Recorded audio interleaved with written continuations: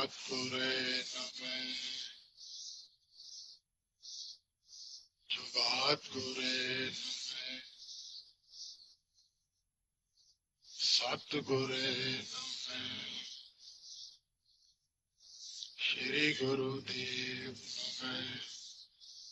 मन मेरे गुर शरण आवे ता निर्मल होई।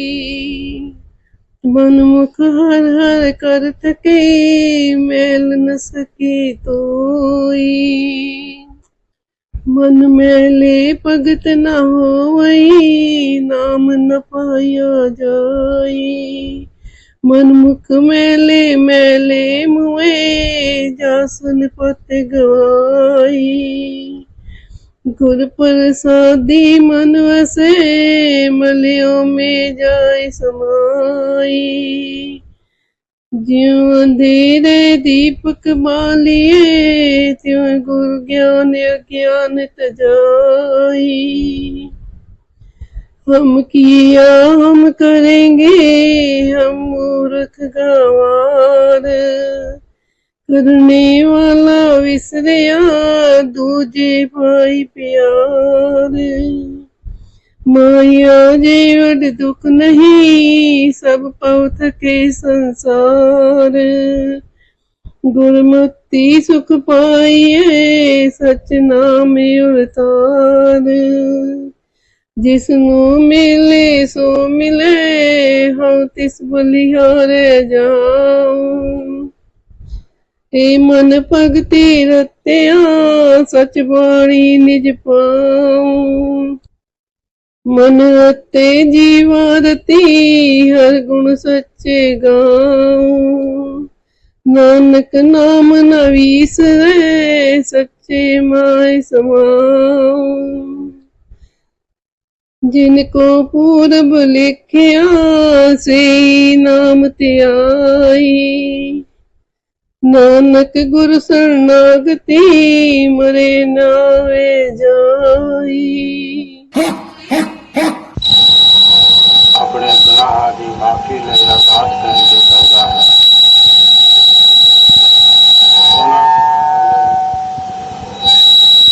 करोड़ों जन्मा तो मैं कठिन कर देता। संगति समर्था है बख्शन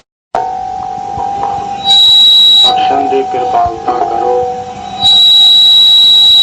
संगत दे बख्शन गुरु साहब भी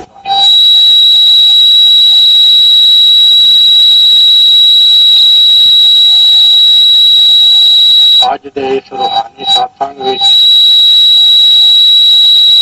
ਗੁਰੂ ਸਾਹਿਬਾਂ ਨੇ ਸ਼ਰਨ ਸ਼ਬਦ ਵਰਤਿਆ ਹੈ। शरण सतगुरु की शरण। इसको स्पष्ट हो जाता है कि असी शरण किस दी ला सतगुरु दी। पानी दे विच एक तुक आंदी है मन मेरे गुर की शरणी आवे तान निर्मल होई।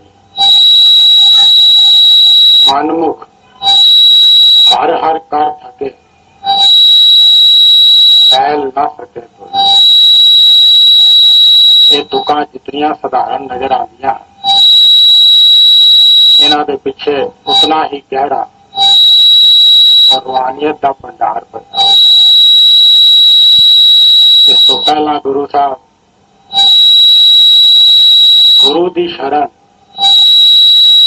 क्यों जरूरी है इस बारे दृष्टांतां दे जरिए स्पष्ट करनगे। ये मनुख एक बंदर दे नाल तुलना करदिया होए गुरु साहब उपदेश करते हैं। जिस तरह एक बंदर है एक शिकारी है। वो शिकारी अपनी ताकत और अपने दिमाग के नाल इस बंदर नूं पकड़दा है किस तरीके नाल ਇੱਕ ਮਟਕੀ ਬਣਾਉਂਦਾ ਹੈ ਛੋਟੇ ਮੂੰਹ ਵਾਲੀ, ਉਸ ਦੇ ਵਿੱਚ ਦਾਣੇ ਰੱਖਦਾ ਹੈ। ਬੰਦਰ ਲਾਲਚ ਵਿੱਚ, ਸਵਾਦ ਦੇ ਲਾਲਚ ਵਿੱਚ ਉਸ ਮਟਕੀ ਦੇ ਵਿੱਚ ਹੱਥ ਪਾਉਂਦਾ ਹੈ, ਉਹ ਦਾਣੇ ਖਾਣ ਵਾਸਤੇ, ਸਵਾਦ ਲਾਉਣ ਵਾਸਤੇ, ਉਦਰ ਦੀ ਪੂਰਤੀ ਵਾਸਤੇ। ਪਰ ਉਸ ਤੋਂ ਬਾਅਦ ਉਸ ਤੋਂ ਛੁੱਟ ਨਹੀਂ ਸਕਦਾ, ਉਹਦੇ ਵਿੱਚ ਹੀ ਪਕੜਿਆ ਜਾਂਦਾ ਹੈ। ਕਿਉਂ? ਕੀ ਵਜ੍ਹਾ ਹੈ? ਵਜ੍ਹਾ ਹੈ ਮੁੱਠੀ। ਉਹ ਮੁੱਠੀ ਖੋਲਦਾ ਨਹੀਂ, ਆਜ਼ਾਦੀ ਮਿਲਦੀ ਨਹੀਂ। ਉਸ ਦੇ ਬਾਅਦ ਉਸ ਬੰਦਰ ਦਾ ਹਸਰ ਕੀ ਹੈ? ਬਾਕੀ ਦੀ ਉਮਰ ਕੈਦ ਖਾਨੇ ਦੇ ਵਿੱਚ ਕਿਸੇ ਚਿੜੀਆ ਘਰ ਦੀ ਸ਼ੋਭਾ ਵਧਾਉਂਦਾ ਹੈ, ਜਾਂ ਗਲੇ ਦੇ ਵਿੱਚ ਪੱਟਾ ਪੈ ਜਾਂਦਾ ਹੈ, ਡਮਰੂ ਦੇ ਅੱਗੇ ਨਾਚ ਕਰਦਾ ਹੈ ਸਾਰੇ ਸੰਸਾਰ ਵਿੱਚ। ਉਸ ਤੋਂ ਵੀ ਅੱਗੇ ਚੱਲੀਏ ਤੇ ਕੀ ਹੁੰਦਾ ਹੈ? ਕੁਝ ਵਿਦੇਸ਼ੀ ਮੁਲਕਾਂ ਦੇ ਵਿੱਚ ਕੀ ਦੇਖਦੇ ਹਾਂ ਕਿ ਬੰਦਰ ਦੀ ਡਿਸ਼ ਜੋ ਹੈ ਬਹੁਤ ਹੀ ਲੁਭਾਵਨੀ ਔਰ ਕੀਮਤੀ ਮੰਨੀ ਜਾਂਦੀ ਹੈ। ਟੇਬਲ ਤੇ ਬੈਠ ਕੇ ਗਾਹਕ ਆਰਡਰ ਦਿੰਦਾ ਹੈ, ਇਸ ਬੰਦਰ ਨੂੰ ਬੰਦ ਕੇ ਉਸਦੀ ਟੇਬਲ ਤੇ ਰੱਖਿਆ ਜਾਂਦਾ ਹੈ। ਉਸ ਤੋਂ ਬਾਅਦ ਉਹਦੇ ਵਿੱਚ 2 ਤਾਰਾਂ ਜੋੜੀਆਂ ਜਾਂਦੀਆਂ ਨੇ ਔਰ ਕਰੰਟ ਪਾਸ ਕੀਤਾ ਜਾਂਦਾ ਹੈ। ਕਰੰਟ ਲੱਗਦੇ ਹੀ ਬੰਦਰ ਦਾ ਪ੍ਰਾਣ ਜੋ ਹੈ ਨਿਕਲ ਜਾਂਦੇ ਨੇ। ਉਸ ਤੋਂ ਬਾਅਦ ਚਾਕੂ ਦੇ ਨਾਲ ਉਹਦਾ ਸਭ ਤੋਂ ਪਹਿਲੇ ਸਿਰ ਲਾਇਆ ਜਾਂਦਾ ਹੈ। ਉਹਦੇ ਵਿੱਚੋਂ ਭੇਜਾ ਜੋ ਹੈ ਗਰਮ ਗਰਮ ਔਰ ਤਾਜ਼ਾ ਕੱਢ ਕੇ ਗਾਹਕ ਦੀ ਪਲੇਟ ਅੱਗੇ ਰੱਖ ਦਿੱਤਾ ਜਾਂਦਾ ਹੈ। ਗਾਹਕ ਬੜੇ ਸਵਾਦ ਨਾਲ ਖਾਂਦਾ ਹੈ। ਇਹ ਹਫਰ ਹੈ ਇੱਕ ਮੁੱਠੀ ਦਾਣੇ ਦਾ। ਨਾ ਉਹ ਸਵਾਦ ਛੱਡਿਆ ਉਸਨੇ ਤੇ ਇਹ ਹਸਰ ਨੂੰ ਪ੍ਰਾਪਤ ਹੋਇਆ। ਹੁਣ ਇਹ ਮਟਕੀ ਕਿਹੜੀ ਹੈ? ਇਹ ਮਟਕੀ ਹੈ ਸੰਸਾਰ। ਸ਼ਿਕਾਰੀ ਕੌਣ ਹੈ? ਕਾਲ ਹੈ। ਬੰਦਰ ਕੌਣ ਹੈ? ਮਨੁੱਖ ਹੈ। ਇਹ ਦਾਣੇ ਕਿਹੜੇ ਹਨ? ਇਹ ਜਿਹੜੇ 5 ਵਿਕਾਰਾਂ ਦਾ ਸਵਾਦ ਅਸੀਂ ਆਪਣੇ ਅੰਦਰ ਸਮੇਟੀ ਬੈਠੇ ਹਾਂ, ਮੁੱਠੀ 'ਚ ਬੰਦ ਕਰੀ ਬੈਠੇ ਹਾਂ। ਅਸੀਂ ਮੁੱਠੀ ਖੋਲਦੇ ਨਹੀਂ। ਔਰ ਸਾਡਾ ਆਖਰ ਕੀ ਹੈ? 84 ਲੱਖ ਦੀਆਂ ਯੋਨੀਆਂ। ਬਾਰ-ਬਾਰ ਸਦੀਆਂ ਤੋਂ ਇਹਨਾਂ ਯੋਨੀਆਂ ਦੇ ਵਿੱਚ ਅਸੀਂ ਭ੍ਰਮਣ ਕਰ ਰਹੇ ਹਾਂ। ਅਸੀਂ ਮੁੱਠੀ ਖੋਲਦੇ ਨਹੀਂ, 84 ਛੁੱਟਦੀ ਨਹੀਂ। ਇਸਦਾ ਕੀ ਅਰਥ ਹੈ? ਇੱਕ ਐਸੀ ਤਾਕਤ ਦੀ ਲੋੜ ਹੈ ਜਿਹੜੀ ਇਸ ਮੁੱਠੀ ਨੂੰ ਖੋਲ ਦੇ, ਔਰ ਉਹ ਤਾਕਤ ਸਿਰਫ ਦਿਆਲ ਕੋਲ ਹੈ। ਕਾਲ ਤਾਂ ਸ਼ਿਕਾਰੀ ਹੈ। ਕਾਲ ਤੋਂ ਵੱਡੀ ਤਾਕਤ ਹੋਏਗੀ ਤੇ ਇਹਨਾਂ ਵਿਕਾਰਾਂ ਤੋਂ ਕੱਢ ਦੇਗੀ। 84 ਤੋਂ ਬਚ ਜਾਵਾਂਗੇ। ਔਰ ਸਾਡਾ ਧਿਆਨ ਉਸ ਪਾਸੇ ਹੈ ਹੀ ਨਹੀਂ। ਅਸੀਂ ਕਹਿੰਦੇ ਹਾਂ ਸਾਨੂੰ ਗੁਰੂ ਦੀ ਲੋੜ ਹੀ ਨਹੀਂ। ਗੁਰੂ ਕੋਲੋਂ ਤਾਕਤ ਹੈ ਜੋ ਕਾਲ ਕੋਲੋਂ ਵੱਧ ਕੇ ਹੈ। ਗੁਰੂ ਇਸ ਮਟਕੀ ਦੇ ਅੰਦਰ ਜਾਂਦਾ ਹੈ। ਅਤੀ ਸੂਖਮ ਉਹਦਾ ਸਰੂਪ ਨੂਰਾਨੀ ਜੋ ਅੰਤਰ ਪ੍ਰਗਟ ਹੁੰਦਾ ਹੈ, ਕੋਈ ਇੱਕ ਇੱਕ ਕਰਕੇ ਇਸ ਉਂਗਲੀ ਨੂੰ ਖੋਲਦਾ ਹੈ, ਇੱਕ ਇੱਕ ਵਿਕਾਰ ਨੂੰ, ਮਨ ਦੇ ਵਿਕਾਰ ਨੂੰ ਕੱਢਦਾ ਹੈ। ਇਹ ਦਾਣਿਆਂ ਦਾ ਸਵਾਦ, ਇਹ ਭੋਗਾਂ ਦਾ ਸਵਾਦ ਸਿਰਫ ਗੁਰੂ ਦੀ ਤਾਕਤ ਨਾਲ ਨਿਕਲ ਸਕਦਾ ਹੈ। ਇਸ ਲਈ ਸਾਰੇ ਸਵਾਦ ਖਤਮ ਹੋ ਜਾਂਦੇ ਨੇ, ਮੁੱਠੀ ਖੁੱਲ ਜਾਂਦੀ, ਜੜ ਚੇਤਨ ਦੀ ਗੰਢ ਖੁੱਲ ਜਾਂਦੀ ਹੈ, ਆਤਮਾ ਸਤਲੋਕ ਨੂੰ ਚੜਾਈ ਕਰ ਜਾਂਦੀ, ਆਵਾਗਮਨ ਛੁੱਟ ਜਾਂਦਾ ਹੈ। ਔਰ ਅਸੀਂ ਉਸ ਤਾਕਤ ਨੂੰ ਭੁੱਲੀ ਬੈਠੇ ਹਾਂ। ਉਸ ਤਾਕਤ ਜਿਸ ਦਾ ਸਿੱਕਾ 8 ਲੋਕਾਂ ਦੇ ਵਿੱਚ, 14 ਭਵਨਾਂ ਦੇ ਵਿੱਚ ਚੱਲਦਾ ਹੈ, ਉਹ ਸਿੱਕਾ, ਉਹ ਕਿਹੜਾ ਸਿੱਕਾ ਹੈ? ਸਭ ਤੋਂ ਪਹਿਲੇ ਅਸੀਂ ਬਾਹਰ ਦੇ ਸਿੱਕੇ ਦੀ ਗੱਲ ਕਰਦੇ ਹਾਂ। ਇਸ ਮਾਤ ਲੋਕ ਦੇ ਵਿੱਚ ਇਹ ਸਮਾਜਿਕ ਸਾਰੇ ਕਰਮ ਕਰਨ ਵਾਸਤੇ ਸਾਨੂੰ ਸਿੱਕੇ ਦੀ ਲੋੜ ਹੈ। ਕੁਝ ਸਿੱਕੇ ਐਸੇ ਨੇ ਜਿਹੜੇ ਹਰ ਮੁਲਕ ਦੇ ਵਿੱਚ ਚੱਲਦੇ ਹਨ। ਉਹ ਸਿੱਕੇ ਕਿਹੜੇ ਹਨ? ਇੱਕ ਸੋਨੇ ਦਾ ਸਿੱਕਾ ਹੈ। ਪੂਰੀ ਮਨੁੱਖ ਜਾਤੀ ਦੇ ਵਿੱਚ ਐਕਸਚੇਂਜ ਦਾ ਇੱਕ ਸਾਧਨ ਹੈ, ਇੱਕ ਜ਼ਰੀਆ ਹੈ। ਇਸ ਦੇ ਕੀਮਤ ਦੇ ਬਰਾਬਰ ਦੀ ਵਸਤੂ ਅਸੀਂ ਕਿਸੇ ਵੀ ਦੇਸ਼ ਦੇ ਵਿੱਚ ਜਾ ਕਰਕੇ ਪ੍ਰਾਪਤ ਕਰ ਸਕਦੇ ਹਾਂ, ਔਰ ਉਸ ਦੇ ਨਾਲ ਅਸੀਂ ਆਪਣੇ ਸਾਰੇ ਕਰਮਾਂ ਨੂੰ ਭੁਗਤਾਉਂਦੇ ਹਾਂ। ਤੇ ਸਾਨੂੰ ਕਿਹੜਾ ਸਿੱਕਾ ਚਾਹੀਦਾ ਹੈ ਜਿਹੜਾ ਹਰ ਮੁਲਕ ਦੇ ਵਿੱਚ ਚੱਲੇ। ਰੂਹਾਨੀਅਤ ਦਾ ਸਿੱਕਾ ਕਿਹੜਾ ਹੈ ਜਿਹੜਾ 8 ਲੋਕਾਂ ਦੇ ਵਿੱਚ ਚੱਲਦਾ ਹੈ, ਕੰਮ ਕਰ ਸਕਦਾ ਹੈ? ਉਹ ਹੈ ਨਾਮ, ਸ਼ਬਦ, ਕੀਰਤਨ, ਬਾਣੀ, ਗਿਆਨ, ਹੁਕਮ। ਹੋਰ ਸ਼ਬਦਾਂ ਨਾਲ ਗੁਰੂ ਸਾਹਿਬਾਨ ਨੇ ਇਸ ਸ਼ਬਦ ਨੂੰ, ਨਾਮ ਨੂੰ ਦੁਹਰਾਇਆ ਹੈ, ਯਾਦ ਕੀਤਾ ਹੈ। ਔਰ ਇਸ ਸਿੱਕੇ ਦੀ ਪ੍ਰਾਪਤੀ ਕਿਹਦੇ ਕੋਲੋਂ ਹੁੰਦੀ ਹੈ? ਇਸ ਦਾ ਮਾਲਿਕ ਕੌਣ ਹੈ? ਇਸ ਦਾ ਮਾਲਿਕ ਹੈ ਸਤਿਗੁਰੂ। ਜਿਸ ਤਰ੍ਹਾਂ ਬਾਹਰ ਦਾ ਸਿੱਕਾ ਅਗਰ ਅਸੀਂ ਪ੍ਰਾਪਤ ਕਰਨਾ ਚਾਹੀਏ तो सानू 30 दिन काम करना पैंदा है, नियम है, विधान है। उस सरकार दे कोल 30 दिन असी उहदे नियमां दे विच काम करते हाँ, फिर एक दिन वो सानू वो सिक्का प्राप्त होंदा है जिस दे नाल असी समाज के बाकी काम करते हैं। जो रूहानी सिक्का है, शब्द, नाम, ये सानू किस तरह प्राप्त होएगा, इसकी की क्रिया है, असी की कर रहे हाँ, सानू की करना चाहिए, उसको गुरु साहब समझाते हैं। एक अंग के जरिए एक शरीर है, हाथ पैर अख मुंह नक कान उसके अंग है। इन अंगा की अपने अंदर अपने आप में कोई वैल्यू नहीं है, कोई हस्ती नहीं है। अगर ये अंग शरीर तो अलग कर दिते जाए, एक हाथ नू एक अख नू शरीर तो अलग कर दईए, उसकी की हस्ती है? सिर्फ मुर्दा है। मुर्दे का की काम है?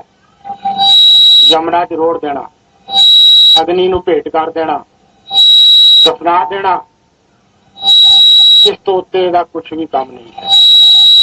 और यही अंग जिस वेले शरीर के नाल जुड़ जाते हैं, शरीर की है, उहदे अंदर एक ताकत है, उस परमात्मा की अंश रूप दे विच उसनू आत्मा कहा जाता है। आत्मा शरीर है।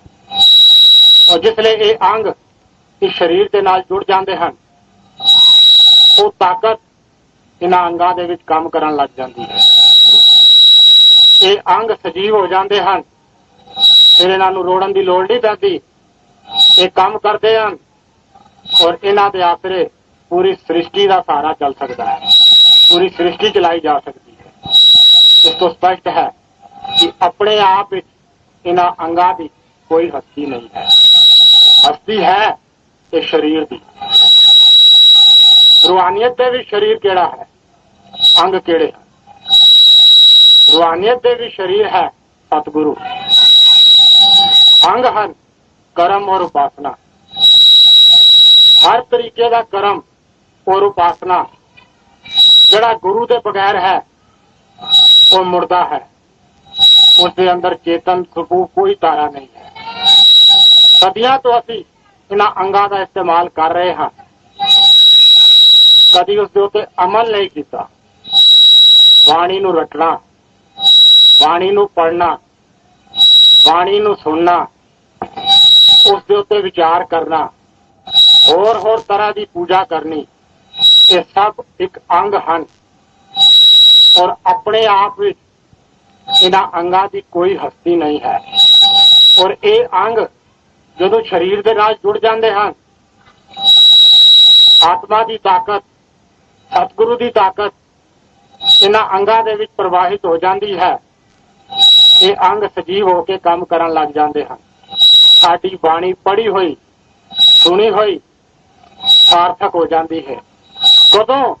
जदों असीं उहदे उत्ते अमल रूपी सतगुरु नूं प्राप्त करते हैं, शरीर के नाल जुड़ते हैं। असीं सदियां तो बाणी पढ़ रहे हैं, सदियां तो सत्संग सुन रहे हैं, पर कदे उसके उत्ते अमल नहीं किया। अगर अमल नहीं किया तो समझ लो कि असीं सतगुरु तो शरण विच नहीं आए, उसके उत्तों विछड़े हुए हैं। और जब तक असीं सतगुरु की शरण विच नहीं आवांगे, सानू उस सिक्के की प्राप्ति नहीं होएगी जिसनू नाम शब्द किया गया है। और उस शब्द दे विच, उस नाम दे विच कोई लफज नहीं है, एक प्रकाश है चेतन स्वरूप प्रकाश 12 सूरा की रोशनी इस आत्मा के अंदर प्रगट है। ਅਸੀਂ ਹਨੇਰੇ ਦੇ ਵਿੱਚ ਗਮਨ ਕਰ ਰਹੇ ਹਾਂ। ਕਿਉਂ? ਮਨ ਦੇ ਹੁਕਮ ਵਿੱਚ ਆ ਕਰਕੇ ਦਿਆਲ ਨੂੰ ਭੁੱਲੀ ਬੈਠੇ ਹਾਂ, ਸਤਿਗੁਰੂ ਨੂੰ ਭੁੱਲੀ ਬੈਠੇ ਹਾਂ। ਤਾਕਤ ਸਤਿਗੁਰੂ ਦੀ ਹੈ।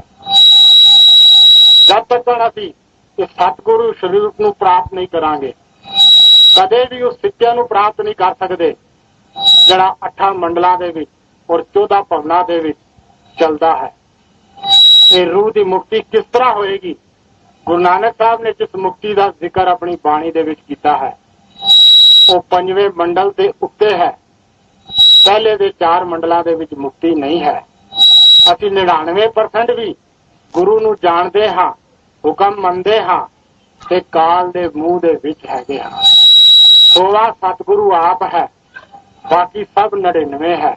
ਜਿਸਨੇ ਇਸ ਸਰੀਰ ਨੂੰ 100ਵੇਂ ਨੰਬਰ ਨੂੰ ਪ੍ਰਾਪਤ ਕੀਤਾ ਹੈ ਉਹ ਮੁਕਤੀ ਦਾ ਅਧਿਕਾਰੀ ਹੈ। ਔਰ ਇਹ ਮੁਕਤੀ ਜਿੰਦੇ ਜੀ ਮਿਲਦੀ ਹੈ। ਮਰਨ ਦੇ ਬਾਅਦ ਅੱਜ ਤੱਕ ਕੋਈ ਮੁਕਤ ਨਾ ਹੋਇਆ ਹੈ ਨਾ ਹੋਏਗਾ। ਜੀਵਿਤ ਮਰੀਏ ਭਵਜਲ ਤਰੀਏ, ਇਹ ਜਿੱਦਾਂ ਮਰਨ ਦੀ ਮਿਸਾਲ ਗੁਰੂ ਨਾਨਕ ਸਾਹਿਬ ਨੇ ਹੁਕਮ ਕੀਤੀ ਹੈ ਕਿ ਜਿਹੜੇ ਜਿੰਦੇ ਮਰਨਗੇ ਕੋਈ ਉਸ ਸ਼ਰਨ ਨੂੰ ਪ੍ਰਾਪਤ ਕਰਨਗੇ ਜਿਹੜੀ ਅਜੇ ਪੁਰਸ਼ ਦੀ ਗੋਦ ਹੈ। ਔਰ ਉਸੇ ਨੂੰ ਗੁਰੂ ਨਾਨਕ ਸਾਹਿਬ ਨੇ ਪੂਰਨ ਮੁਕੰਮਲ ਤੌਰ ਤੇ ਮੁਕਤੀ ਦਾ ਦਰਜਾ ਦਿੱਤਾ ਹੈ। ਬਾਕੀ ਸਾਰੀਆਂ ਗੱਲਾਂ ਕਾਲ ਦੇ ਮੂੰਹ ਦੇ ਵਿੱਚ 84 ਲੱਖ ਜੋਨੀਆਂ ਦੇ ਵਿੱਚ ਆਉਂਦੀਆਂ ਨੇ। ਅਸੀਂ ਵੀ ਉਸ ਸਰੀਰ ਨੂੰ ਪ੍ਰਾਪਤ ਕਰਨਾ ਹੈ। ਇਸ ਦੇ ਬਾਅਦ ਗੁਰੂ ਸਾਹਿਬ ਇਤਿਹਾਸਿਕ ਸ਼ਰਨ ਨੂੰ ਸਪਸ਼ਟ ਕਰਦੇ ਨੇ ਕਿ ਕਿਆ ਜੋ ਅਸੀਂ ਸ਼ਰਨ ਦੀ ਗੱਲ ਕਰ ਰਹੇ ਹਾਂ, ਕਿਆ ਇਤਿਹਾਸ ਦੇ ਵਿੱਚ ਇਸ ਦਾ ਕੋਈ ਐਸਾ ਦ੍ਰਿਸ਼ਟਾਂਤ ਵੀ ਹੈ ਕਿ ਅਸੀਂ ਯਕੀਨ ਕਰ ਸਕੀਏ ਵੀ ਗੁਰੂ ਦੀ ਸ਼ਰਨ ਦੇ ਵਿੱਚ ਜਾ ਕਰਕੇ ਹੀ ਮੁਕਤੀ ਮਿਲਦੀ ਹੈ, ਕੋਈ ਹੋਰ ਸ਼ਰਨ ਤੇ ਨਹੀਂ ਹੈ। त्रेते युग ਦੇ ਵਿੱਚ श्री राम जी आए। भगवान श्री राम जी उस काल ਦੇ अवतार ਸਨ। काल ਦੇ बेटे ने 3 ब्रह्मा विष्णु शिव जो अपनी ड्यूटियां निभा रहे हैं। और इस विष्णु के अवतार हुए सन भगवान श्री राम। सुग्रीव ने शरण ਲਈ ਸੀ भगवान श्री राम की। ਇੱਥੇ ਗੁਰੂ ਸਾਹਿਬ ਹੁਣ ਉਪਦੇਸ਼ ਕਰ ਰਹੇ ਨੇ, ਕਹਿੰਦੇ ਨੇ ਬੇਟਾ ਸ਼ਰਨ ਕੈਸੀ ਲੈਣੀ ਹੈ ਤੂੰ? ਸਾਰੀਆਂ ਸ਼ਰਨਾਂ ਤੇਰੀਆਂ ਅਧੂਰੀਆਂ ਨੇ। ਇਹਨਾਂ 5 ਸ਼ਬਦਾਂ ਨੂੰ ਹਮੇਸ਼ਾ ਯਾਦ ਰੱਖੀ। ਤਨ, ਮਨ, ਧਨ, ਵਚਨ ਔਰ ਕਰਮ। ਇਹ 5 ਸ਼ਬਦ ਗੁਰੂ ਸਾਹਿਬ ਭੇਟ ਕਰ ਰਹੇ ਹਨ। ਤਨ, ਮਨ, ਧਨ, ਵਚਨ ਔਰ ਕਰਮ। ਇਹ 5 ਸ਼ਬਦਾਂ ਦੇ ਵਿੱਚ ਪੂਰੇ ਉਤਰੇ ਬਗੈਰ ਗੁਰੂ ਦੀ ਸ਼ਰਨ ਪ੍ਰਾਪਤ ਨਹੀਂ ਕੀਤੀ ਜਾ ਸਕਦੀ। ਅਗਰ ਤੂੰ ਪੂਰਨ ਰੂਪ ਵਿੱਚ ਗੁਰੂ ਦੀ ਸ਼ਰਨ ਵਿੱਚ ਆਉਣਾ ਚਾਹੁੰਦਾ ਹੈ ਤੇ ਤੈਨੂੰ ਇਹਨਾਂ 5 ਸ਼ਬਦਾਂ ਦੇ ਵਿੱਚ ਪੂਰਨ ਰੂਪ ਨਾਲ ਪੂਰਾ ਉਤਰਨਾ ਪਏਗਾ। ਤਾਂ ਤੇਰੀ ਟੇਕ, ਤੇਰੀ ਸ਼ਰਨ पूर्ण मनी जाएगी और तू मुक्ति का अधिकारी होगा। सुग्रीव ने जो शरण ली थी, ये 5 शब्द की शरण ली थी, तो उसका नतीजा की उन्होंने मिलिया सी, की फल की प्राप्ति हुई थी। वो अपनी जान नू छुपाई फिरदा सी पूरे लोक तो। बाली उहदा दुश्मन सी। बाली नू वह सी कि जो भी उहदे सामने जांदा सी अद्धी ताकत उसनू प्राप्त हो जाती थी सामने वाले की। उन्होंने कोई जित नहीं सी सकता। भगवान श्री रामचंद्र जी ने अपने शरण आए उस जीव की रक्षा की अपना कर्म बना करके। उस कर्म का भुगतान भगवान श्री राम ने द्वापर युग के विच जदों किशन के रूप में आए भुगतान किया, पर अपनी शरणार्थी नू पूरी शरण दी इस लोक दे विच भी और परलोक दे विच। उन्होंने उस परम पद की प्राप्ति हुई जिसनू प्राप्त करने वास्ते असी होर तरह के कर्म कांड करते हैं। उस तो बाद श्री रामचंद्र जी ने विभीषण नू शरण दी थी। ਉਸ ਵਿਭੀਸ਼ਣ ਨੂੰ, ਜਿਸ ਨੂੰ ਉਸਦੇ ਭਰਾ ਨੇ ਆਪਣੇ ਘਰੋਂ ਕੱਢ ਦਿੱਤਾ। ਵਿਭੀਸ਼ਣ ਨੇ ਵੀ ਇਹ 5 ਸ਼ਬਦੀ ਟੇਕ ਸ਼ਰਨ ਭਗਵਾਨ ਸ਼੍ਰੀ ਰਾਮ ਦੀ ਲਈ ਸੀ ਔਰ ਆਪਣੇ ਭਰਾ ਨੂੰ ਸਮਝਾਇਆ ਸੀ ਕਿ ਇਹਨਾਂ ਨੂੰ ਤੂੰ ਸਾਧਾਰਨ ਸਾਧੂ ਨਹੀਂ ਜਾਣ, ਇਹ ਵਿਸ਼ਨੂੰ ਦੇ ਅਵਤਾਰ ਹਨ, ਪਰਮਾਤਮਾ ਹਨ, ਇਹਨਾਂ ਦੀ ਸ਼ਰਨ ਦੇ ਵਿੱਚ ਜਾ, ਆਪਣੇ ਅਭਿਮਾਨ ਨੂੰ ਤਿਆਗ ਦੇ। ਉਸ ਨੂੰ ਅਭਿਮਾਨ ਸੀ ਆਪਣੀ ਸਥਿਤੀਆਂ ਦੇ ਉੱਤੇ ਔਰ ਉਹ ਅਭਿਮਾਨ ਉਸ ਨੂੰ ਲੈ ਡੁੱਬਿਆ। ਸੋਨੇ ਦੀ ਲੰਕਾ ਪਰਿਵਾਰ ਸਮੇਤ ਮਿੱਟੀ ਦੇ ਵਿੱਚ ਖੱਜਲ ਹੋ ਗਈ ਔਰ ਜਿਸ ਨੇ ਸ਼ਰਨ ਪ੍ਰਾਪਤ ਕੀਤੀ 5 ਸ਼ਬਦੀ, ਉਹ ਇਸ ਲੋਕ ਦੇ ਵਿੱਚ ਵੀ ਰਾਜ ਕਰਦਾ ਰਿਹਾ ਔਰ ਪਰਲੋਕ ਦੇ ਵਿੱਚ ਵੀ ਭਗਵਾਨ ਸ਼੍ਰੀ ਰਾਮ ਨੇ, ਗੁਰੂ ਨੇ ਆਪਣੇ ਸ਼ਿष्य ਦੀ ਸੰਭਾਲ ਕੀਤੀ। ਇਸ ਤੋਂ ਸਪਸ਼ਟ ਹੋ ਜਾਂਦਾ ਹੈ ਕਿ ਸ਼ਰਨ ਜੋ ਹੈ ਸਿਰਫ ਇਹਨਾਂ ਲੋਕਾਂ ਦੇ ਵਿੱਚ ਹੀ ਸਾਡੀ ਸੰਭਾਲ ਨਹੀਂ ਕਰਦੀ, ਪਰਲੋਕ ਦੇ ਵਿੱਚ ਵੀ ਉਸ ਅੰਤਿਮ ਪਹੁੰਚ ਤੱਕ, ਜਿੱਥੇ ਤੱਕ ਇਹਨਾਂ ਇਸ਼ਟਾਂ ਦੀ ਪਹੁੰਚ ਸੀ, ਉੱਥੇ ਤੱਕ ਲੈ ਕੇ ਵੀ ਜਾਂਦੀ ਹੈ ਔਰ ਸੰਭਾਲ ਵੀ ਕਰਦੀ ਹੈ। ਉਸ ਤੋਂ ਬਾਅਦ ਕਲਗੀਧਰ ਪਾਤਸ਼ਾਹ ਨੇ ਆਪਣੀ ਬਾਣੀ ਦੇ ਵਿੱਚ ਬਹੁਤ ਸਾਰੇ ਦ੍ਰਿਸ਼ਟਾਂਤ ਵਿਚਿੱਤਰ ਨਾਟਕ ਦੇ ਵਿੱਚ ਦਿੱਤੇ ਹਨ, ਬਹੁਤ ਸਾਰੇ ਅਵਤਾਰਾਂ ਦੀ ਵੀ ਗਣਨਾ ਕੀਤੀ ਹੈ। ਉਹਦੇ ਵਿੱਚ ਵੀ ਸ਼ੁਰੂ ਦੇ ਵਿੱਚ ਸ੍ਰਿਸ਼ਟੀ ਦੇ ਜੋ ਰਾਖਸ਼ ਔਰ ਦੇਵਤੇ ਹੋਏ ਨੇ, ਉਹਨਾਂ ਦਾ ਇੱਕ ਦ੍ਰਿਸ਼ਟਾਂਤ ਗੁਰੂ ਸਾਹਿਬ ਬਹੁਤ ਛੋਟੇ ਰੂਪ ਵਿੱਚ ਆਪ ਦੇ ਸਾਹਮਣੇ ਰੱਖਣਗੇ। ਇਹਨਾਂ ਦੀ ਆਪਸ ਦੇ ਵਿੱਚ ਦੁਸ਼ਮਣੀ ਸੀ।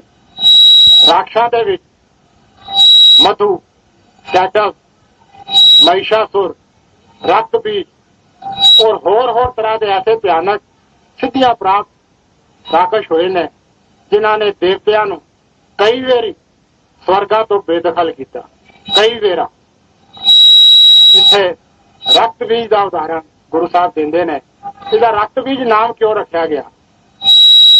ਇਸ ਰਕਤ ਬੀਜ ਰਾਕਸ਼ ਦਾ ਹਰ ਖੂਨ ਦੀ ਬੂੰਦ ਜੋ ਥੱਲੇ ਗਿਰਦੀ ਸੀ ਧਰਤੀ ਤੇ, ਉਹ ਬੀਜ ਸਰੂਪ ਫੁੱਟ ਪੈਂਦਾ ਸੀ ਔਰ ਇੱਕ ਉਸ ਤੋਂ ਵੀ ਵੱਡੇ ਰਕਤ ਬੀਜ ਦੀ ਤੁਲਨਾ ਹੋ ਜਾਂਦੀ ਸੀ, ਗਣਨਾ ਹੋ ਜਾਂਦੀ ਸੀ। ਮਤਲਬ ਜਿੰਨੀਆਂ ਬੂੰਦਾਂ ਗਿਰਦੀਆਂ ਸਨ ਉਤਨੇ ਰਕਤ ਬੀਜ ਪੈਦਾ ਹੋ ਜਾਂਦੇ ਸਨ, ਉਸ ਤੋਂ ਵੱਧ ਕੇ ਤਾਕਤ ਵਾਲੇ।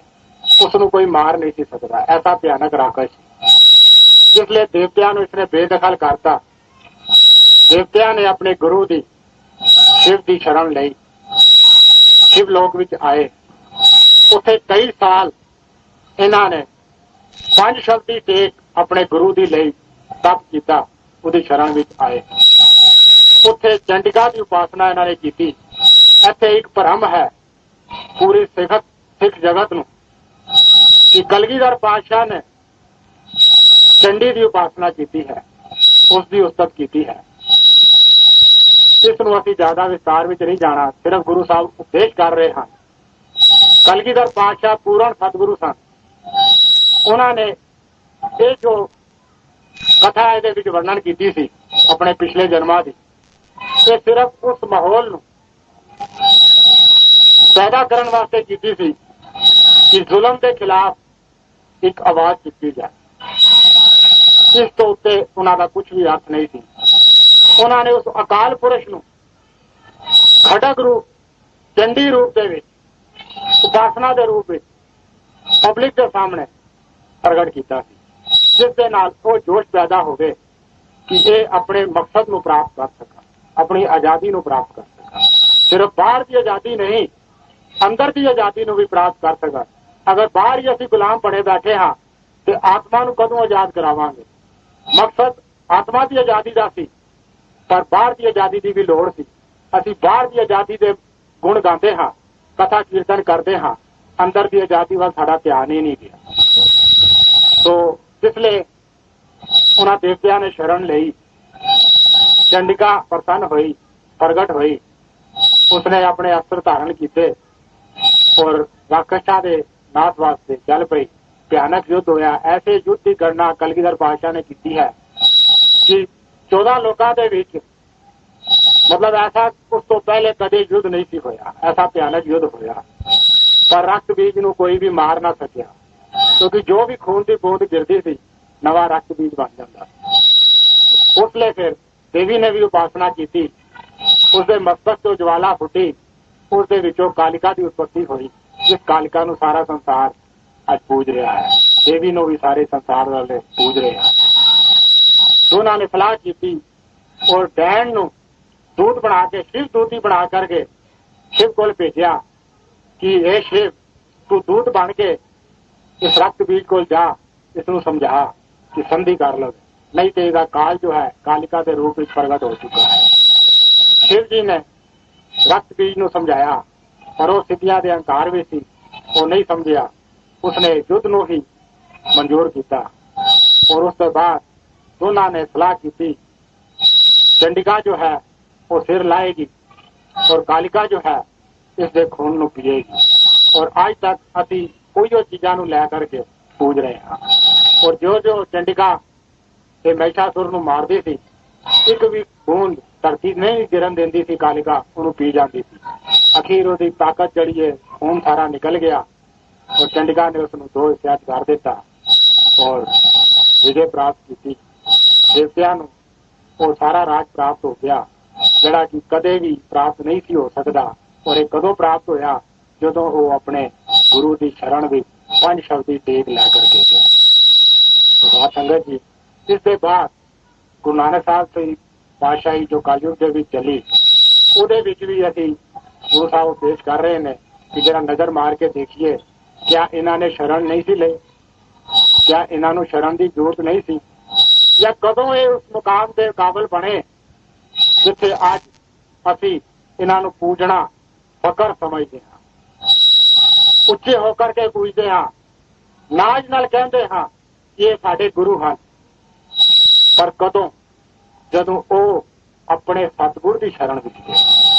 भाई लैणा जी 16 साल घुंघरू पा के इन्हां देवियां दे अगे नचदे रहे, कदे उन्होंने उस परम पद की प्राप्ति नहीं हुई, कदे उस ज्ञान की प्राप्ति नहीं हुई। पर जदों गुरु नानक साहब की शरण विच गए, पूर्ण सतगुरु की शरण विच गए, 5 शब्दी टेक लई, उसले वो गुरु नानक साहब का ही रूप हो गए। एक क्रिया है, एक बहुत लंबी क्रिया है, इसका जिक्र अगले सत्संगां च करांगे। इसे सिर्फ असीं समझना है शरण जरूरी है या नहीं, और अगर है तो किस दी लैनी है, किस दी शरण जरूरी है।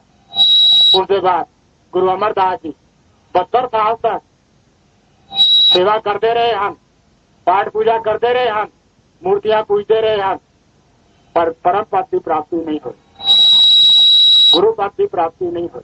कदों हुई? जदों सतगुरु की शरण विच गए।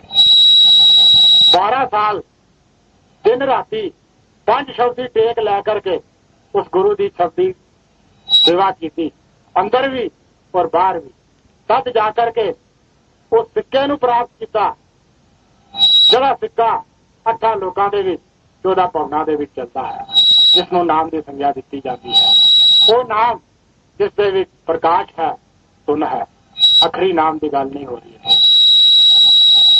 असीं समझी बैठे हाँ ये सारी अवस्था असीं एवें ही प्राप्त करना। ये अंग जो अपने आप विच मुड़दे हैं, असीं चाहिए तो इन्हां सजीव कर सकते हैं सतगुरु रूपी अमल रूपी शरीर नू प्राप्त करके। ये कदों होएगा? गुरु अमरदास जी ने अपनी साधारण जी तुक दे विच इतना वड्डा भंडार रखा है कि इनू जानन दी समझण दी लोड़ है। की तुक सी? मन मेरे, मन मेरे, इहदे विच एक उलाहना छुपिया हुआ है। गुरु अमरदास जी ने एक उलाहना इहदे विच छुपा के रखा है। मन मेरे, उलाहना किसनू कहंदे हैं? जिस वेले एक बच्चे नू असीं एक भैड़ा कर्म करन तो मना करते हाँ बार बार, पर बच्चा बाज नहीं आंदा, मंदा नहीं है, वो मुड़ मुड़ उसे कर्म नू दोहरांदा है, उसे पासे जाता है। क्यों? क्योंकि कर्मा की वृत्ति है, अनजान है, भोलापन है, उसनू उहदे हशर का पता नहीं है। तो माँ बाप कई बारी उलाहना भी फिर देंदे हैं कि हे मेरे बच्चे, तू मंदा क्यों नहीं, तू बार बार क्यों आदरे विच हथ पांदा है, तेरा हाथ सड़ जाएगा। और उसका हाथ पकड़ के खिंच लेंदे हैं, छाती नाल ला लेंदे। ਇਹ ਭੇਦ ਛੁਪਿਆ ਹੋਇਆ ਹੈ ਇਸ ਛੋਟੇ ਜਿਹੇ ਲਫ਼ਜ਼ ਦੇ ਵਿੱਚ, ਮਨ ਮੇਰੇ ਲਾਣਾ ਬੇਰੇ ਨੇ। सतगुर की शरणी आवे, सतगुर की शरण। इत्थे शरण दे विच ये 5 लफज छुपे हुए ने, 5 शब्द छुपे हुए ने, जिन्हां दा जिक्र गुरु साहब ने हुणे अपनी बाणी दे विच कीता है। ये शरण 5 शब्दी शरण है, ये टेक 5 शब्दी टेक है। सारियां टेकां नूं कढ के इन्हां 5 शब्दां दे विच पूर्ण रूप विच उतर के ਲਈ गई टेक ही प्रवान है। बाकी सारिया टेकां अधूरियां ने, काल दे मुंह तक ही ले जाके छड़ देणगियां। अधूरी शरण किसे काम दी।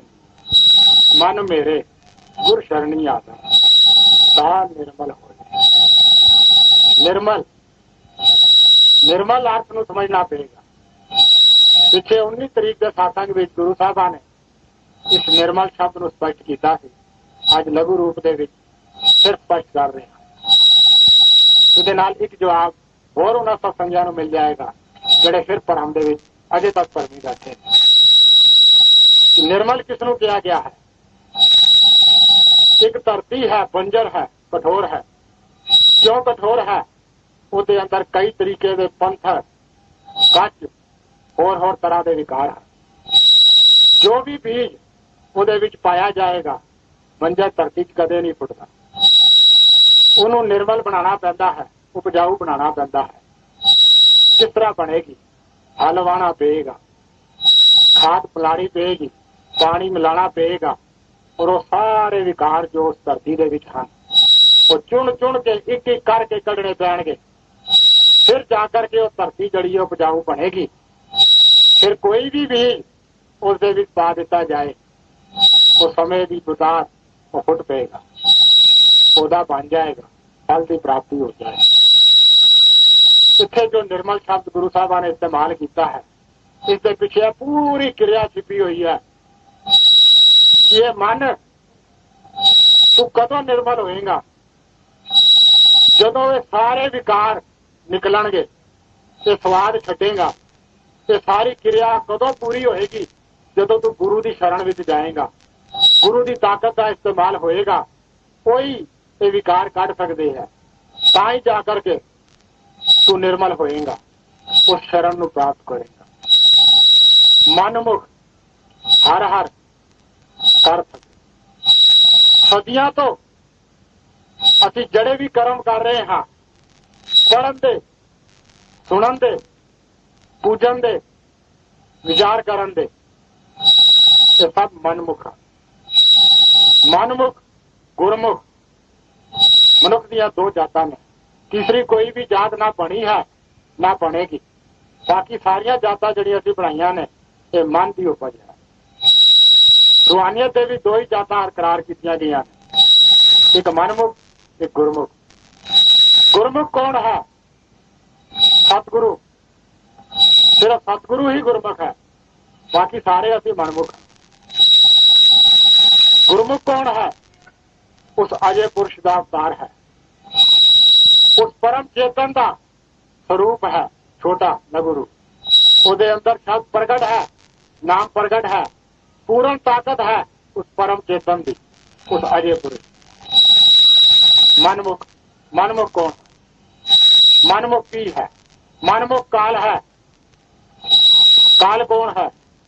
बेशक ये सारी ताकत उस अजय पुरुष तो लैंदा है, पर मौजूदा समय के विच और होर समय गुजर के विच इसने अपने आप नू परमात्मा शो किया है, अजय पुरुष शो किया है, अकाल शो किया है। होर ते होर गुरबाणी के जो अर्थ कटे गए ने, बड़ा अचंभा हुंदा है अर्थ कटण वाले विद्वानां उत्ते कि उन्हां नू रूहानियत दा काखा भी नहीं पता। काखा की है? काल और अकाल। काल और अकाल के भेद का ही नहीं पता। वो काल नू अकाल कह के गणना कर रहे हैं। होर इस तो बड़ा भरम केड़ा है? ये भरम क्यों है? क्योंकि असीं मनमुख हाँ। क्यों? क्योंकि असीं मन के हुक्म में चलते हाँ। मन काल के हुक्म में चल रहा है, उसका अंश है, ब्रह्म का अंश है, महाकाल का बेटा है। कदों असीं इसके हुक्म चो निकल के आवांगे, सतगुरु की शरण जावांगे, ਤਾਂ ਹੀ ਗੁਰਮੁਖ ਬਣਾਂਗੇ, ਤਾਂ ਹੀ परमात्मा ਨੂੰ ਪ੍ਰਾਪਤ ਕਰਾਂਗੇ, ਤਾਂ ਹੀ ਸਾਡੀ ਆਵਾਗਮਨ ਖਤਮ ਹੋਈ। ਮਨਮੁਖ ਹਰ ਹਰ ਕਰ ਸਕੇ, ਇਹ ਅਵਸਥਾ ਹੈ। ਯੁਗਾਂ ਤੋਂ ਅਸੀਂ ਇਹ ਕਰਮ ਕਰਦੇ ਆ ਰਹੇ ਹਾਂ, ਹਰ ਹਰ ਕਰ ਰਹੇ ਹਾਂ, ਨਾਮ ਜਪ ਰਹੇ ਹਾਂ। ਮੈਲ ਨਾ ਸਕੇ ਤੋੜੀ, ਮੈਲ ਸ਼ਬਦ ਜੋ ਇਸਤੇਮਾਲ ਕੀਤਾ ਗੁਰੂ ਸਾਹਿਬਾਨ ਨੇ, ਕਰਮ ਸ਼ਬਦ ਦੀ ਜਗ੍ਹਾ ਇਸਤੇਮਾਲ ਕੀਤਾ ਹੈ। ਕਰਮ, ਹੁਣ ਕਰਮ ਤੇ ਅਸੀਂ ਭੋਗ ਵੀ ਰਹੇ ਹਾਂ, ਕਰ ਵੀ ਰਹੇ ਹਾਂ, ਫਿਰ ਇੱਥੇ ਸ਼ਬਦ ਦੇ ਇਸਤੇਮਾਲ ਦੀ ਕੀ ਲੋੜ ਸੀ? ਕਿਉਂਕਿ ਮਾਤ ਲੋਕ ਦੇ ਵਿੱਚ ਸਮਝਣ ਲਈ ਇਹ ਲਫ਼ਜ਼ ਬਹੁਤ ਜ਼ਰੂਰੀ ਹੈ। ਮੈਲ, ਅਸੀਂ ਰੋਜ਼ ਇਸ ਸ਼ਬਦ ਦਾ ਇਸਤੇਮਾਲ ਕਰਦੇ ਹਾਂ, ਔਰ ਮੈਲ ਨੂੰ ਧੋਤਾ ਜਾਂਦਾ ਹੈ, ਕਟਿਆ ਨਹੀਂ ਜਾਂਦਾ। ਔਰ ਅੰਦਰੂਨੀ अर्थ जो है कटना है, क्योंकि कर्म है वो कटिया जाएगा, उसे धोना नहीं है। ਹੁਣ ਕਰਮ ਜਿੱਥੇ ਅਸੀਂ ਬਾਤ ਭੁਗਤ ਰਹੇ ਹਾਂ, ਕਰ ਰਹੇ ਹਾਂ, ਤੇ ਫਿਰ ਇੱਥੇ ਕਿਸ ਕਰਮਾਂ ਦਾ ਜ਼ਿਕਰ ਗੁਰੂ ਸਾਹਿਬ ਕਰ ਰਹੇ ਨੇ, ਇਸ ਭੇਦ ਨੂੰ ਗੁਰੂ ਸਾਹਿਬ ਦੱਸ ਰਹੇ ਨੇ। ਇੱਥੇ ਜੋ ਕਰਮਾਂ ਦੀ ਗੱਲ ਕਰਦੀ ਜਾ ਰਹੀ ਹੈ, ਮੈਲ ਨਾ ਸਕੇ ਧੋਈ, ਕਰਮ ਨਾ ਸਕੇ ਕਟੇ। ਕਿਉਂ ਨਹੀਂ ਕੱਟ ਸਕੇ ਇਸ ਕਰਮ ਨੂੰ? ਇਹ ਉਹ ਕਰਮ ਨੇ ਜਿਹੜੇ ਕਰੋੜਾਂ ਜਨਮਾਂ ਤੋਂ ਤਿਰਕੁਟੀ ਦੇ ਵਿੱਚ ਅਸੀਂ ਇਕੱਠੇ ਕਰੀ ਬੈਠੇ ਹਾਂ, ਜਿਨ੍ਹਾਂ ਨੂੰ ਸੰਚਿਤ ਕਰਮ ਕਿਹਾ ਜਾਂਦਾ ਹੈ। ਉਹ ਸੰਚਿਤ ਕਰਮਾਂ ਨੂੰ ਇੱਥੇ ਮੈਲ ਦੇ ਰੂਪ ਦੇ ਵਿੱਚ ਗੁਰੂ ਸਾਹਿਬ ਪ੍ਰਗਟ ਕਰ ਰਹੇ। ਔਰ ਇਹ ਕਦੋਂ ਕੱਟੇ ਜਾਂਦੇ ਹਨ, ਕਦੋਂ ਧੋਤੇ ਜਾਂਦੀ ਹੈ ਮੈਲ? ਜਦੋਂ ਅਸੀਂ ਸਤਿਗੁਰੂ ਦੀ ਸ਼ਰਨ ਲੈਂਦੇ ਹਾਂ ਔਰ ਉਸ ਸੋਨੇ ਦੇ ਸਿੱਕੇ ਨੂੰ ਪ੍ਰਾਪਤ ਕਰਦੇ ਹਾਂ, ਉਸ ਸ਼ਬਦ ਨੂੰ, ਉਸ ਨਾਮ ਨੂੰ ਪ੍ਰਾਪਤ ਕਰਦੇ ਹਾਂ, ਜਿਹੜਾ ਸਿਰਫ 10ਵੇਂ द्वार ਤੇ ਪ੍ਰਗਟ ਹੁੰਦਾ ਹੈ। 9 द्वारां ਦੇ ਵਿੱਚ ਨਾਮ ਨਹੀਂ ਹੈ। ਇਹ ਸੱਚੀ ਬਾਣੀ, ਇਹ ਸੱਚਾ ਨਾਮ, ਇਹ ਸੱਚਾ ਸ਼ਬਦ 10ਵੇਂ द्वार ਦੇ ਵਿੱਚ ਹੈ। ਔਰ ਤਿਰਕੁਟੀ ਦੇ ਵਿੱਚ ਬੈਠ ਕਰਕੇ ਇਸ ਆਤਮਾ ਨੂੰ ਬਹੁਤ ਸਮੇਂ ਤੱਕ ਉਸ ਧੁਨ ਨੂੰ ਸੁਣਨਾ ਪੈਂਦਾ ਹੈ, ਇਸ ਸ਼ਬਦ ਨੂੰ ਸੁਣਨਾ ਪੈਂਦਾ ਹੈ, ਇਸ ਬਾਣੀ ਨੂੰ ਸੁਣਨਾ ਪੈਂਦਾ ਹੈ। ਤਦ ਜਾ ਕਰਕੇ ਇਹ ਸੰਚਿਤ ਕਰਮ ਜੋ ਨੇ, ਜੋ 20 ਸਰੂਪ ਉੱਥੇ ਸੰਚਿਤ ਹੁੰਦੇ ਨੇ, ਮਿਟ ਜਾਂਦੇ ਨੇ। ਇਹ ਫੁੱਟਣ ਦੀ ਇਹਨਾਂ ਦੀ ਅਵਸਥਾ ਜੋ ਹੈ ਖਤਮ ਹੋ ਜਾਂਦੀ ਹੈ। ਉਹ ਭੇਦ ਹੈ ਇਸ ਦੁੱਖ ਦੇ ਵਿੱਚ, ਇਕੱਠੇ ਜਾਂਦੇ ਨੇ। ਕਦੋਂ? ਜਦੋਂ ਅਸੀਂ ਉਸ ਸਿੱਕੇ ਨੂੰ ਪ੍ਰਾਪਤ ਕਰ ਲੈਂਦੇ ਹਾਂ। ਉਹ ਸਿੱਕਾ ਕਦੋਂ ਪ੍ਰਾਪਤ ਹੁੰਦਾ ਹੈ? ਜਦੋਂ ਅਸੀਂ 5 ਸ਼ਬਦ ਦੀ ਟੇਕ ਆਪਣੇ ਸਤਿਗੁਰੂ ਦੀ ਲੈਂਦੇ ਹਾਂ। तो इस दुख ਦੇ ਵਿੱਚ ਗੁਰੂ ਸਾਹਿਬਾਨ ਨੇ ਇਹ ਉਪਦੇਸ਼ ਦਿੱਤਾ ਹੈ ਜੋ ਬਿਲਕੁਲ ਹੀ ਸਪਸ਼ਟ ਹੈ ਕਿ ਅਸੀਂ ਟੇਕ ਲੈਣੀ ਹੈ, ਆਪਣੇ ਸਤਿਗੁਰੂ ਦੀ ਲੈਣੀ ਹੈ। ਔਰ ਇਸ ਦੇ ਨਾਲ ਹੀ ਗੁਰੂ ਸਾਹਿਬ ਉਪਦੇਸ਼ ਕਰ ਰਹੇ ਨੇ ਕਿ ਜਿੱਥੇ ਸ਼ਰਨ 5 ਸ਼ਬਦ ਦੀ ਚਾਹੀਦੀ ਹੈ, ਉੱਥੇ ਗੁਰੂ ਵੀ ਪੂਰਨ ਚਾਹੀਦਾ ਹੈ। ਅੱਜ ਕੱਲ ਅਸੀਂ ਕੀ ਦੇਖਦੇ ਹਾਂ? ਮੈਂ ਆਪਣੇ ਘਰ ਤੋਂ ਸਿਰਫ 2 ਮਹੱਲੇ ਪਾਰ ਕਰਕੇ ਇਸ ਤੀਸਰੇ ਮਹੱਲੇ ਦੇ ਵਿੱਚ ਆਉਂਦਾ ਵਾਂ, ਫਤਿਹ ਨਗਰ ਔਰ ਅਸ਼ੋਕ ਨਗਰ। ਤੀਸਰਾ ਮਹੱਲਾ ਸੁਭਾਸ਼ ਨਗਰ ਹੈ। ਕਿਉਂ ਆਉਂਦਾ ਵਾਂ? ਗੁਰੂ ਦੀ ਸ਼ਰਨ ਲੈਣ ਲਈ, ਗੁਰੂ ਦੀ ਟੇਕ ਲੈਣ ਲਈ। ਔਰ ਇਹ 2 ਮਹੱਲਿਆਂ ਦੇ ਵਿੱਚ 10 ਐਸੇ ਡੇਰੇ ਬਣੇ ਹੋਏ ਨੇ ਜਿਨ੍ਹਾਂ ਦੇ ਵੀ ਸੰਤ ਮੌਜੂਦ ਹਨ। ਆਪਣੇ ਆਪ ਨੂੰ ਸੰਤ ਕਲਵਾਉਂਦੇ ਹਨ, ਕਹਿੰਦੇ ਨੇ ਅਸੀਂ ਸੰਤ ਹੈਗੇ ਹਾਂ। ਗੁਰੂ ਸਾਹਿਬ ਉਪਦੇਸ਼ ਕਰਦੇ ਨੇ ਸੰਤ ਕੌਣ ਹਨ? ਸੰਤ ਸਤਿਗੁਰੂ ਦਾ ਹੀ ਰੂਪ ਹਨ। ਔਰ ਸਤਿਗੁਰੂ ਕੌਣ ਹੈ? ਜਿਹਦੀ ਪਹੁੰਚ 8 ਮੰਡਲਾਂ ਦੇ ਵਿੱਚ ਪਲ ਪਲ ਦਿਨੀ ਰਾਤੀ ਹੈ, ਉਸ ਨੂੰ ਸੰਤ ਕਿਹਾ ਜਾਂਦਾ ਹੈ। ਬਾਕੀ ਸਾਰੇ ਜੋ ਹੈ ਨੇ ਅਧੂਰੇ ਨੇ, ਖੁਦ ਤੇ 84 ਦੇ ਗੇੜ ਦੇ ਵਿੱਚ ਹੈ ਹੀ ਨੇ। ਜੋ ਉਹਨਾਂ ਦੀ ਟੇਕ ਲੈਂਦਾ ਹੈ ਉਹ ਵੀ 84 ਦੇ ਮੂੰਹ ਦੇ ਵਿੱਚ ਹੀ ਭਰਮਣ ਕਰਦੇ ਹਨ, ਕਿਉਂਕਿ ਉਹਨਾਂ ਦਾ ਅੰਤ ਜੋ ਹੈ ਉਹ ਕਾਲ ਹੀ ਹੈ। ਔਰ ਅਸੀਂ ਟੇਕ ਉਸ ਅਕਾਲ ਦੀ ਲੈਣੀ ਹੈ, ਉਸ ਸਤਿਪੁਰਸ਼ ਦੀ ਲੈਣੀ ਹੈ ਜੋ ਸਤਿਗੁਰੂ ਦੇ ਅੰਦਰ ਪ੍ਰਗਟ ਹੈ। तो जिथे सतगुरु पूरा चाहिए है उत्थे टेक भी पूरी चाहिए है, शरण भी पूरी चाहिए है। ताई असी उस मुकाम नूं प्राप्त कर सकांगे जिस मुकाम नूं देण लई सतगुरु इन्हां लोकां दे विच आंदे ने, इस मटकी दे विच आंदे ने। और सानू इन्हां स्वादां तो इन मन नूं विकारां तो रहित करते ने। उदों ही वो निर्मल हुंदा है, उदों ही वो परम पद नूं प्राप्त करता है। कदों? जदों असीं इन्हां अंगां नूं जो अपने आप दे विच पढ़ना सुनना और विचार करना मुर्दे के बराबर हैं। अमल रूपी सतगुरु शरीर नूं प्राप्त करते हैं तां जाकर के ये सारे कर्म भी सार्थक हो जाते हैं, उपासना भी पूर्ण हो जाती है और असी तुर मकाम उस अजय पुरुष की गोद नूं प्राप्त हो जाते हैं जिथे पहुंच के गुरु नानक साहब की हुक्म की हुई आवागमन 83 लाख के गेड़ चो असी निकल जाते हैं। तो अज के रूहानी सत्संग के गुरु साहबा ने इस शरण नूं बिल्कुल स्पष्ट कर दिता है कि असी 5 शब्दी शरण लैनी है और किस तरीके नाल लैनी है ये भी गुरु साहबा ने स्पष्ट कर दिता है। असी बाहरी कर्म कांडा विच नहीं फसना, पूर्ण गुरु की तलाश करनी है, ताकत गुरु की है। गुरु ही सानू इस आवागमन चो कढ़ सकता है। उस शिकारी तो वध ताकत चाहिए है, वो ताकत सिर्फ अकाल कोल है, काल तो वध के ताकत है। कोई उस काल चो सानू अकाल तक ले जा सकता है और वो गुरु के अंदर प्रगट है। पूर्ण गुरु चाहिए है, 5 शक्ति देख चाहिए है, ताई जा करके असी इस आवागमन तो मुक्त हो पावांगे। ਉਹਦੇ ਨਾਲ ही ਹੁਣ मैं गुरु साहबां दे उस हुक्म नूं भी दोहरांदा वां कि असीं ते इकट्ठे हुंदे हां किस वास्ते? ना तो कोई नवा धर्म चलाउण वास्ते, ना कोई नवा मत चलाउण वास्ते, ना किसी धर्म की वडियाई करन वास्ते, ना किसी मत विशेष की निंदा करन वास्ते। असीं इत्थे इकट्ठे हुंदे हां उस रूहानी सच नूं प्राप्त करन वास्ते जिसनूं संतां ने इस युग दे विच प्रगट कीता है। पुराने युगां दे विच सिर्फ 3 मंडल ही प्रगट सन।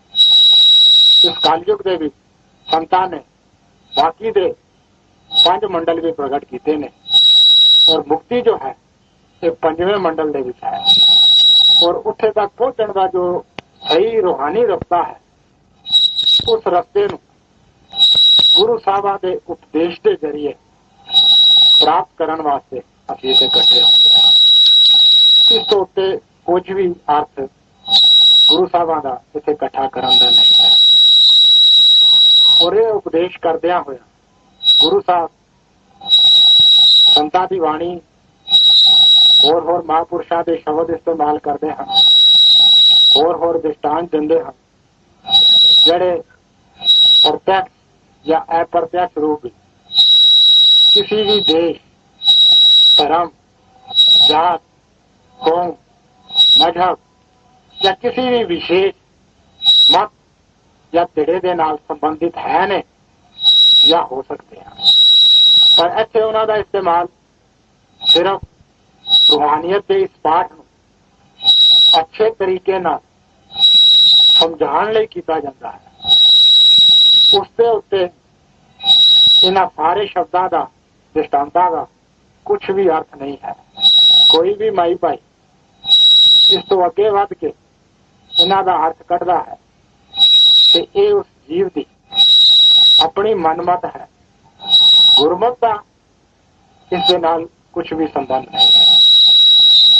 तो असीं सारियां ने इन्हां उपदेशों का ध्यान करना है और इस दे उत्ते अमल भी करना है। अपने घर दे विच, परिवार दे विच, और समाज दे विच इन्हां उपदेशों का जिक्र करना बहुत जरूरी है, क्योंकि असीं पढ़न की और सुनन की क्रिया तो पूरी कर चुके हैं, सदियां तो करते आ रहे हैं, पर कभी अमल की क्रिया से असीं अज तक एक पैर भी नहीं रखा। इसलिए असीं इहदा जिक्र अपने समाज दे विच, अपने परिवार दे विच करांगे ते ये मन मरेगा, गिरेगा। क्यों? क्योंकि आत्मा उलाहना देगी जो इस तुक दे विच भी दिता गया सी, मन मेरे। ये उलाहना जो है कदों प्रगट होएगा? एक बच्चा भी आके साडे मुंह ते चपेड़ मार देगा, कहेगा डैडी तू सारा दिन सच की गल करता है ते मेरे अगे झूठ क्यों बोल रहा है? वो बच्चा दा उलाहना सानू सच दे मार्ग ते ले आएगा।